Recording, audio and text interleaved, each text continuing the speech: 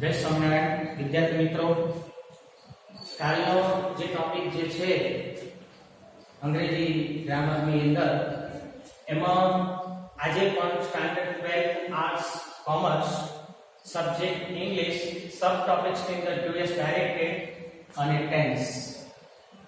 હવે કાલે જે આપણે ભણ્યા એ જ પ્રમાણે અને કાલે આ સાઈડ મેં એક ટેબલ્સ આપ્યું હતું, એ ટેબલ્સ ને ફોલો કરવાનું છે આપણે ફરીવાર.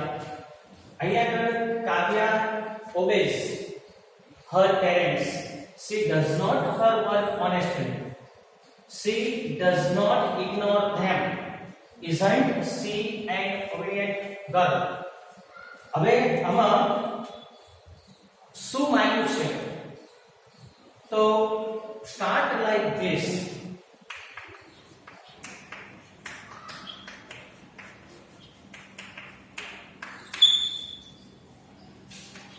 કાવ્યા obeyed.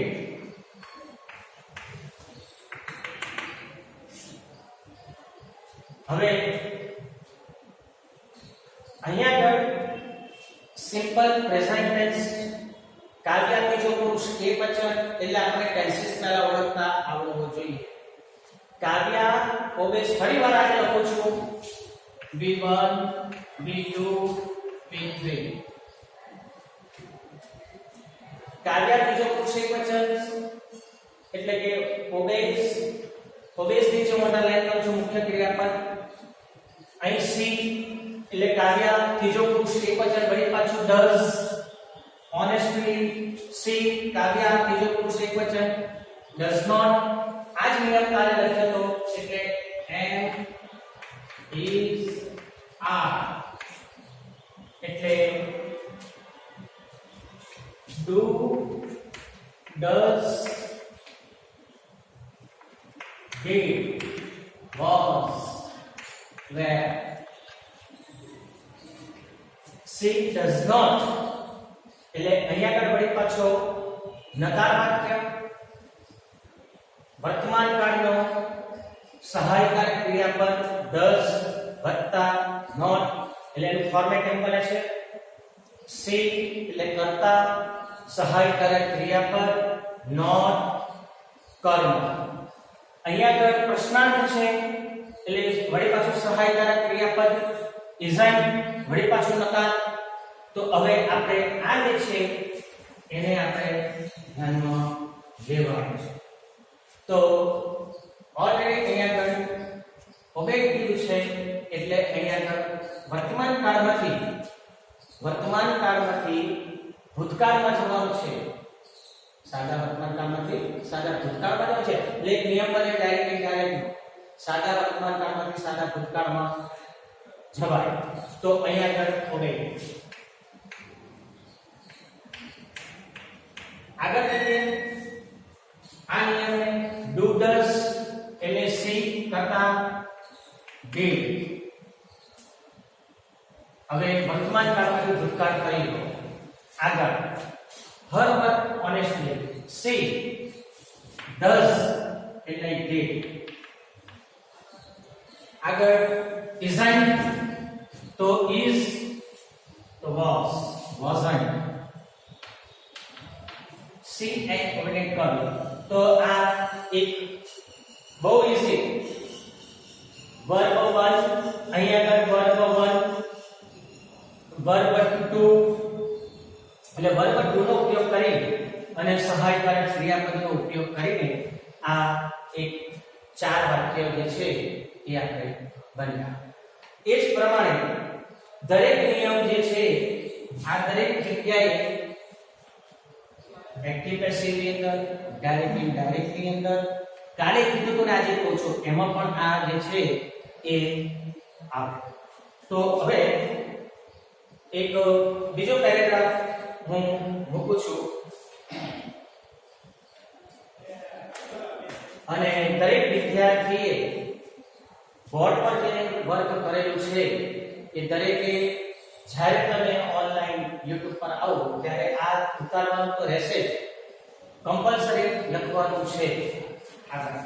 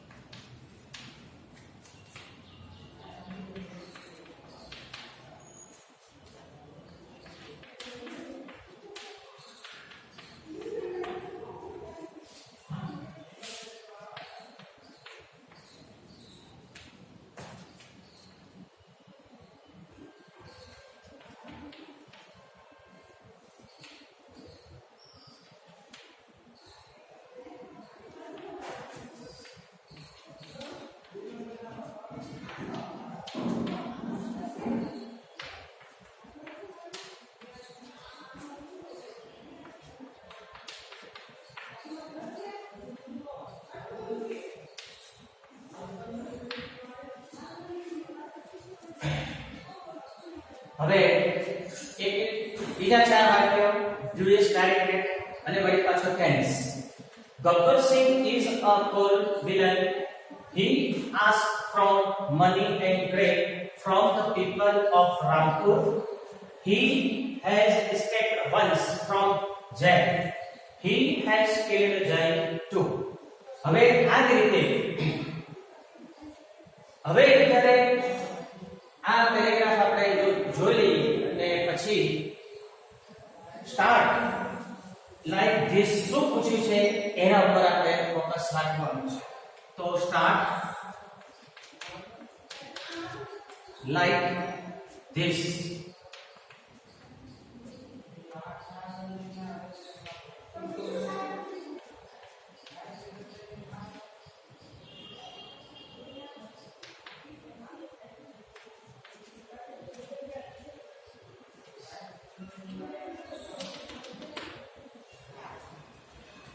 So, Gabbar Singh is a cold villain. He is asked for money and grain from the people of the Rampur. He has escaped once from jail. He has killed Jai too. So start like this. Was અહીં છે is. હવે અહીં વળી પાછો વર્તમાન કાળ થયો. અહીં was આવ્યો એટલે ભૂતકાળ થયો. એટલે સિમ્પલ પ્રેઝન્ટ ટેન્સ માંથી પાસ્ટ માં જવાનું છે. તો અહીંયા આગળ is નું was is it was a cruel villain. He asked. હવે ગબ્બર સિંહ ત્રીજો પુરુષ એક વચન અને સર્વનામ એટલે પ્રોનાઉન જે છે એ he છે એટલે અહીં ask s મૂક્યો છે. વર્તમાન કાળ જ્યારે પૂછવામાં આવે ને ત્યારે અહીં સીધી ત્રીજો પુરુષ એક વચન અને s લાગ્યો છે. s અને es કાલે બોલ્યો તો ના s અને es પ્રત્યે લાગે કે વર્તમાન કાળ ઓલરેડી થયો. ત્રીજો પુરુષ એક વચન he એટલે અહીંયા આગળ ભૂતકાળ એટલે અહીં વળી પાછું v2 નું જરૂર પડે. v2 ask from money and grain from the people of Rampur. હવે મુખ્ય ક્રિયાપદમાં ફેરફાર થઈ ગયો. હવે એ બાજુ હે કાલે લખ્યું મેં have has અને અહીંયા આગળ had. હવે અહીંયા આગળ ટેન્સીસ જો ઓળખતા આવડે ને એટલે તરત જ આનું કામ પૂરું થઈ જાય અને આ નિયમને ફોલો કરવાનો. have has વળી પાછું અહીંયા પૂર્ણ વર્તમાન કાળ બને છે. પ્રેઝન્ટ પરફેક્ટ ટેન્સ બને છે. he had escaped once from jail. વળી પાછું has had એટલે અહીંયા આગળ વર્તમાન કાળ પૂર્ણ વર્તમાન કાળ અને અહીંયા આગળ પૂર્ણ ભૂતકાળ થયો એમ કહેવાય. એટલે નિયમ કહેવાય ને કે ડાયરેક્ટ બનાવવું હોય તો આ નિયમને ફોલો કરો તો જલ્દી મગજ ઉતરી જાય. ડાયરેક્ટ જો ભણવું હોય તો આ આપણે એટલે તરત જ ડાયરેક્ટ નિયમ યાદ થઈ જાય. એટલે કહેવાય કે સાદો વર્તમાન કાળ સાદા ભૂતકાળમાં ફેરવાય છે. ચાલુ વર્તમાન કાળ ચાલુ ભૂતકાળમાં ફેરવાય છે. પૂર્ણ વર્તમાન કાળ પૂર્ણ ભૂતકાળમાં ફેરવાય છે. એટલે આ જ નિયમ જે છે કે આપણને આવડે એટલે આ સરસ સોલ્વ થઈ જાય. તો આ જે છે એ વળી પાછું નોટમાં ઉતારી દેવાનું છે. તમારે શું કરવાનું છે આ જે છે હું અહીંયા આગળ ડબલ વાર લખવું ન પડે એટલે અહીંયા આગળ સુધારો કરું છું. તમારે આખો 4 વાક્ય લખવાના. સ્ટાર્ટ લાઈક ધીસ લખવાનું અને નીચે આન્સર કરીને લખવાનું રહેશે અહીંયા. તો આ પ્રમાણે નોટબુક ની અંદર તમારે ઉતારવાનું રહેશે. તો વિદ્યાર્થી મિત્રો આ જે છે આજે આ મેં આમાંથી જે છે સિલેક્ટ કરીને મૂક્યા છે જેથી કરી ટેન્સીસ જે છે એ આપણને સરળ રીતે સમજાય. બરાબર. હવે આગળ બીજો પેરેગ્રાફ હું લઉં છું.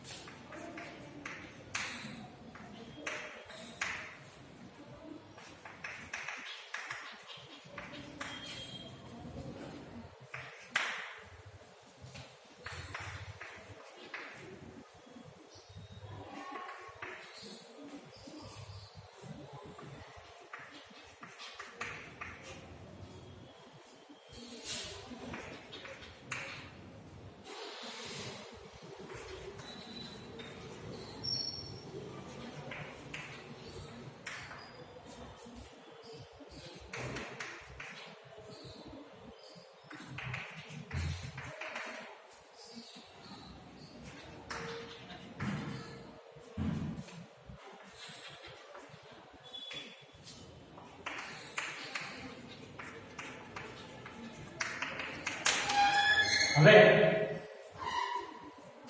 આ પણ બોર્ડમાં પૂછાયું છે ઇંગ્લિશના પેપરની અંદર, આર્ટ્સ અને કોમર્સમાં.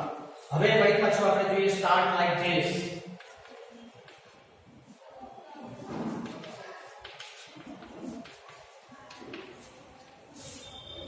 Start like this. Sanjana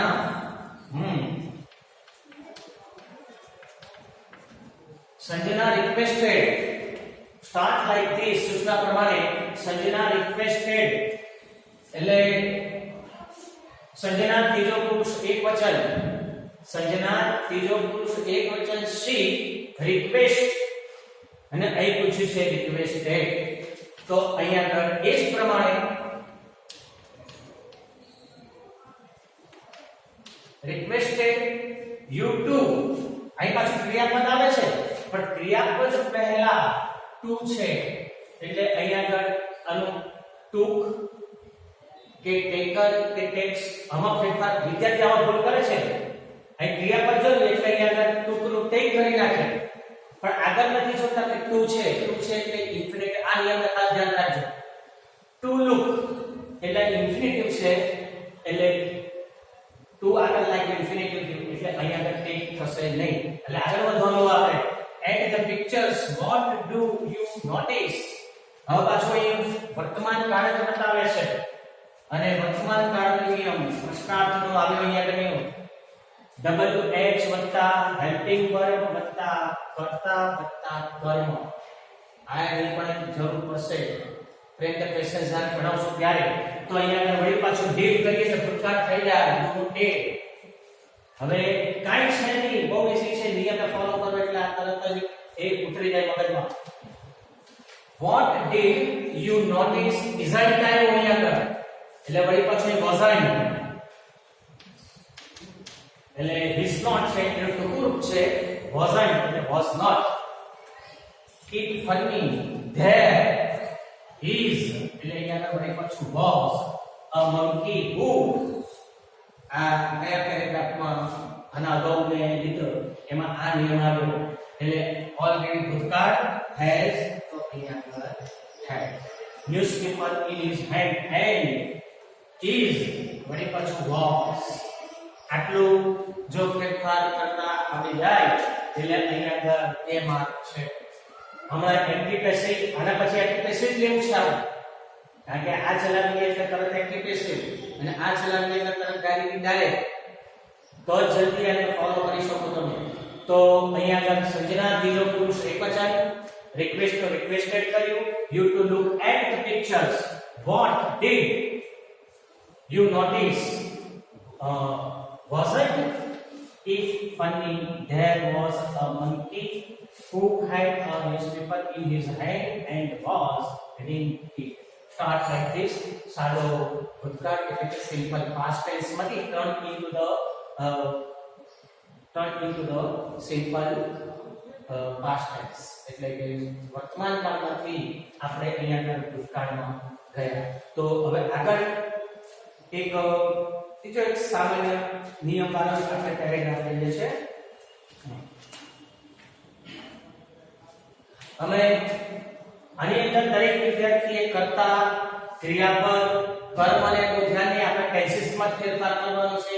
કદાચ ક્રિયા વિશેષણ આવે તો એમાં ફેરફાર કરવો પડે.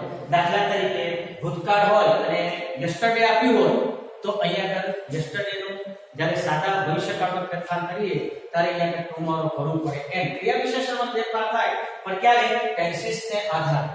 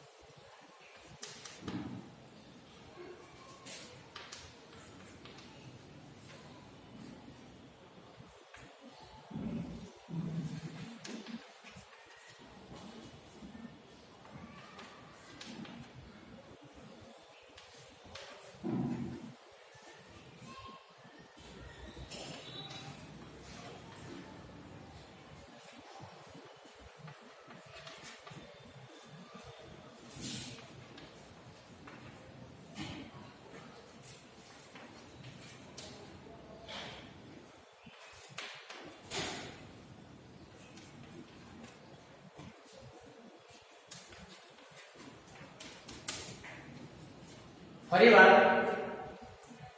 US ડાયરેક્ટમાં tenses. Urmi and Urvi are talking. Urmi is speaking and Urvi is listening to full stop. Do you do your work regularly? No, I don't. એટલે કે do not. તો start like this.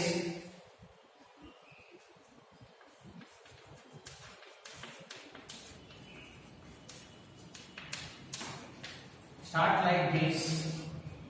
Again. Urmi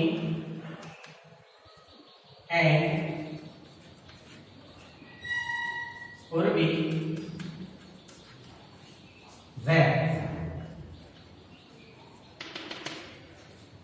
હવે વિદ્યાર્થી મિત્રો જો કે Urmi and Urvi એટલે બહુવચન અને અહીંયા આગળ વેર મૂક્યું એટલે ઓલરેડી અહીંયા આગળ ટોકિંગ આપ્યું છે એટલે આ જે ટેન્સ બને છે એની અંદર ચાલુ વર્તમાનકાળ બને છે અહીંયા આગળ ચાલુ ભૂતકાળ બને છે એટલે એ જ નિયમ પ્રમાણે કાલે જે પાસે મેં ટેબલ્સ દોર્યું હતું એ જ પ્રમાણે જવાનું છે ઉર્મી એન્ડ ઉર્વી વેર એટલે ટેન્સીસ ફરી દો ચાલુ વર્તમાન ચાલુ ભૂતકાળ જે છે અહીંયા આગળ બની જશે એ ચાલુ વર્તમાન કે કન્ટિન્યુઅસ પ્રેઝન્ટ ટેન્સ છે પાસ્ટ કન્ટિન્યુઅસ ટેન્સ માં આપણે જવાનું છે વળી પાછું Urmi was and Urvi was આગળ do એટલે અહીં ભૂતકાળ બને છે એટલે અહીં વળી પાછું did you do your work આ તો ક્રિયાપદ છે એટલે ક્રિયાપદનો નિયમ છે કે do